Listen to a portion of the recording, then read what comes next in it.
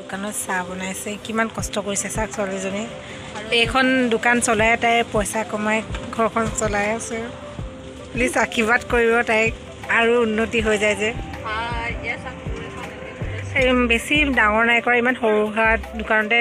তাই বহুত কষ্ট কৰে ছোৱালীজনী চাক মেচিন চিলাই কাপোৰ চিলাই থ্ৰেডিং কৰে সেইটো থাকিবি আৰু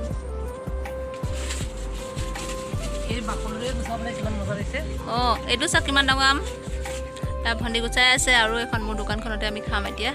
আৰু আমাৰ এজনী পুষ্টিজনী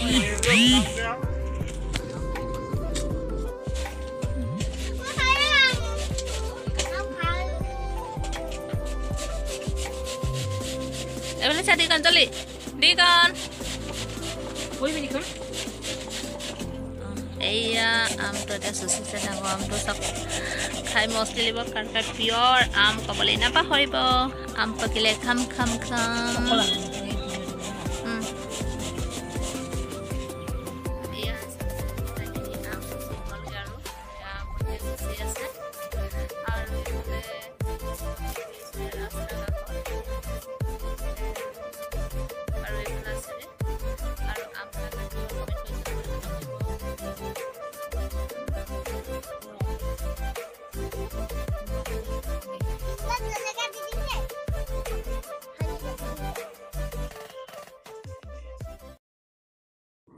আৰু দোকানত এতিয়া কাষ্টমাৰ নাই আৰু দুজন দাদা বহি আছে বাৰু তেখেতলোকৰো আম চুচি পেলাই দিলোঁ আম খাই বহুতো ভালো লাগে আৰু কাৰ কাৰ আম ফেভৰেট কমেণ্ট কৰি জনাবলৈ নাপাহৰিব আৰু ভিডিঅ'টো একেলগে চাব আৰু কমেণ্ট কৰি জনাবচোন কেনেকৈ সানিছে তিনিটা হৈ যাব নাসানিবি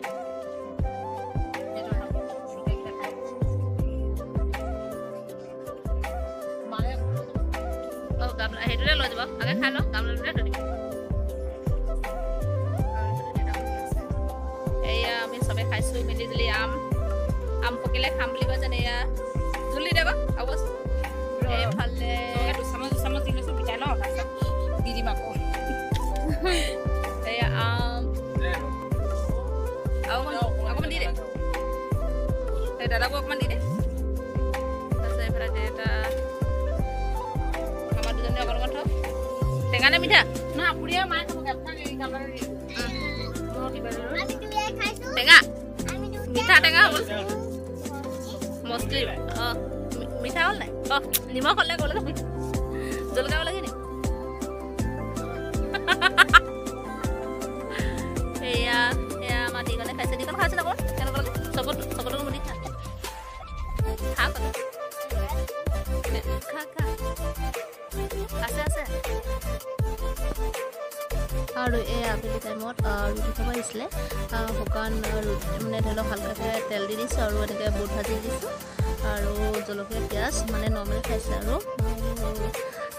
খোৱাৰ পিছত আৰু কি হয় বনাই খালে সকলোখিনি দেখুৱাম আৰু প্ৰথম এক্সপিৰিয়েঞ্চ মানে ৰুটি দিয়া হোটেলত আৰু এইফালে ডিমো খাইছিলে আৰু তাৰপিছত অকণমান বেলেগ ধৰণে আকৌ বেলেগ এজনক দিলোঁ মানে কাৰণ টাইমে টাইমে চেঞ্জ হৈ থাকে আৰু এতিয়া ইয়াত মই বিলাহী টক দিছোঁ আচাৰ দিছোঁ আমৰ ধৰি লওক মিঠা জ্বলা আচাৰ এনেকৈ চব্জি জলকীয়া পিঁয়াজ আৰু ডিম এনেকৈ কৰি এখন ৰুটি খাবলৈ হ'লে 60 টকা ল'ম বা 65 টকা আৰু এইফালে এতিয়া নৰ্মেল ভাত মানে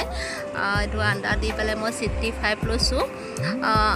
এনেকৈ মানে ধৰি লওক যদি খাব বিচাৰে মোৰ হোটেলত আহিব আৰু ঘৰৰ খানা আপোনালোকে খাবলৈ পাব আৰু খাবলৈ মানে কোনো মা মছলা নাই আৰু খাবলৈ সোৱাদো হয় আৰু এইখন এতিয়া কোনজন দাদাক দিছোঁ সেইটো আপোনালোকক দেখুৱাম অকণমান আৰু ভিডিঅ'টো যদি ভাল পায় কমেণ্ট কৰি জনাবলৈ নাপাহৰিব আৰু মোক আশীৰ্বাদ কৰিব এনেকৈ যেন মোৰ দোকানখন ডাঙৰ কৰিব পাৰোঁ আৰু অলপ চলপকৈ ধৰি লওক কাষ্টমাৰক দিবলৈ চেষ্টা কৰিছোঁ আজি ভিডিঅ'টো ইমানটা সমাপ্ত কৰিছোঁ নেক্সট ভিডিঅ' লগ পোৱাকৈ বাই বাই